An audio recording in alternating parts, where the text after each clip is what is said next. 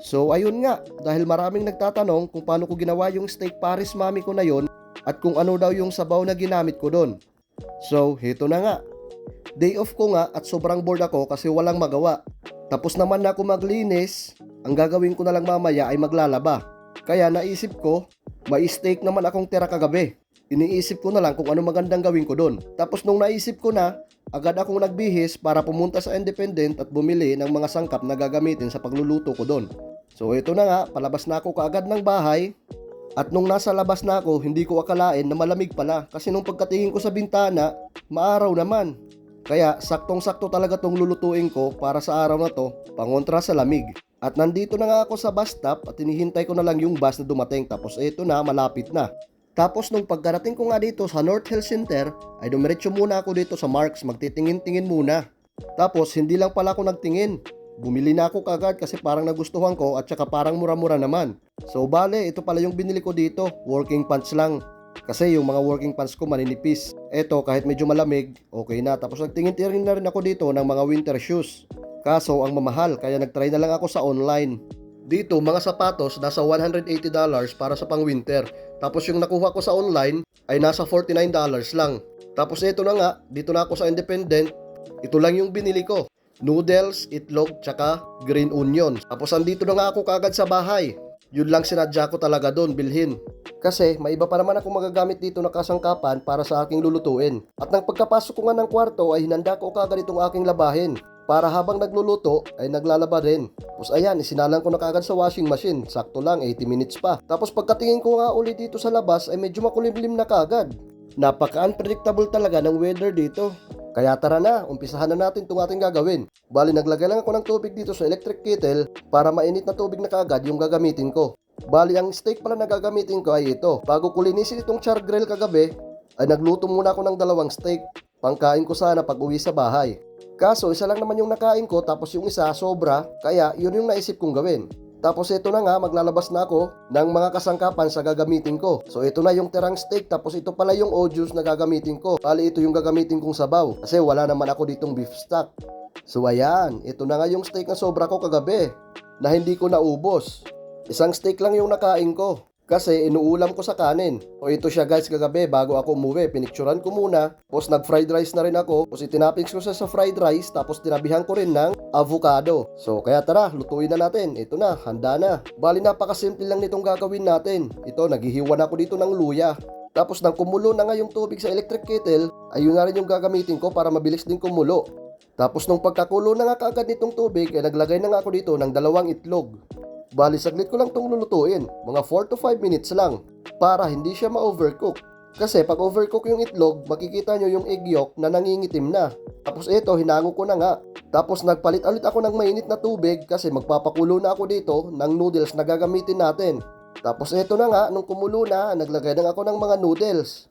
Bali, 3 pala yung gagamitin kong noodles. Kasi plano ko sana para may matira para hanggang bukas. Tapos ayan, hahayaan ko lang yung kumulo ng kumulo.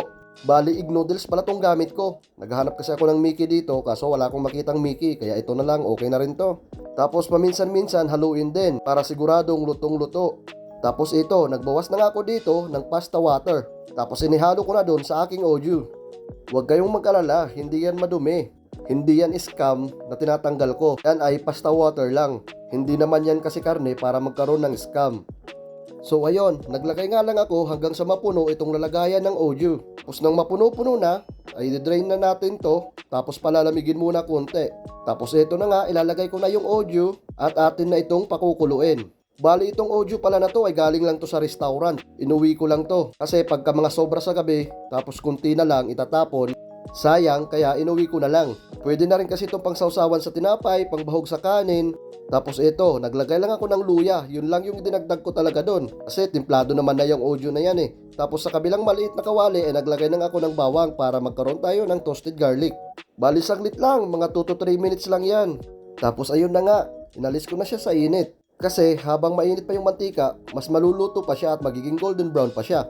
Tapos naglagay na nga rin ako ng konting toyo. At saka ng paminta. Bali yan lang, sobrang napakasimple lang talaga.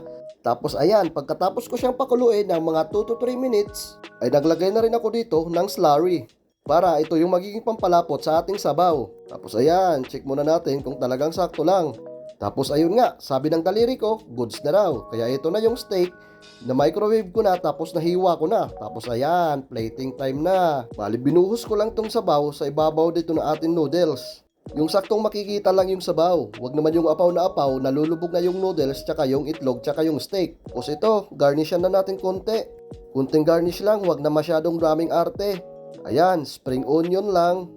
Sa gitna ng steak, tapos ng itlog at noodles. Tapos syempre, sa ibabaw ng noodles na lumilipad. So ayan, ito na ang finishing.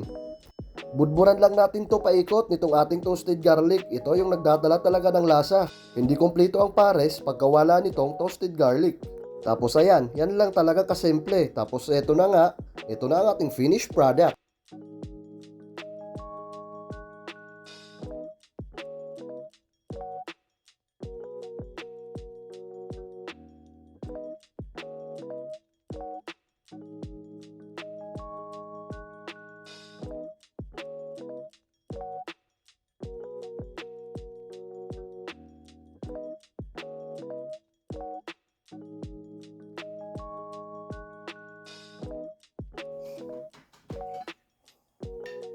Siyempre, sabaw muna. Pares na pares talaga yung dating. Parang mga kanto pares, yun lang talagang gusto ko. Kaya hindi na ako naglagay ng star anise para maglasang street pares pa rin siya. Hindi siya yung pares sertero na gusto ko. Steak pares. Steak. Tira ko pa ito kahapon.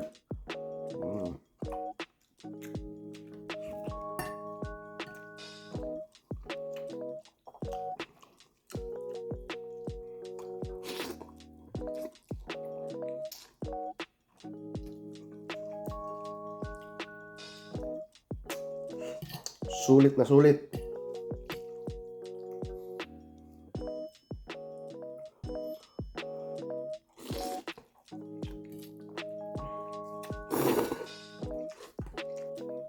Itlog.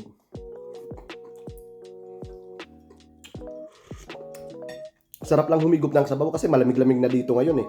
Kaya buti na lang may natira akong steak tapos naisipan ko magpares at steak pares gawin ko. Isa talaga to sa namimiss ko sa Pilipinas. Yung street pares na to. Yung maluyang-maluya yung lasa niya. Yung nangingibabaw yung luya. Tapos papatungan mo pa ng fried garlic. Wow! Grabe yung lasa. Dati nung nagbabarako pa ako, mga nagtitraining ako sa barako, yun lang halos nakakasurvive sa akin sa araw-araw. Lunch ko, tapos snack ko. Minsan pa nga pag inaabot ako ng mga 6 sa Manila bago makauwi ng Las Piñas. Minsan sa Manila nag-dinner na ako ng pares. Buong araw pares. Sa buong linggo.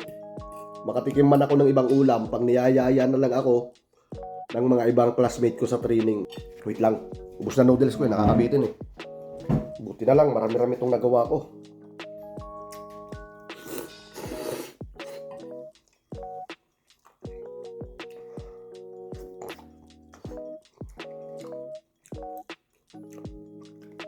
Lambot pa rin ng steak kahit kinabukasan na.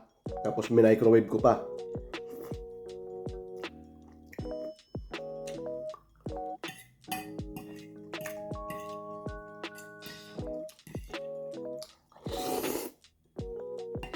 So ayun mga ka-food troops, ubos na, sulit na sulit. Hanggang dito na lang muna.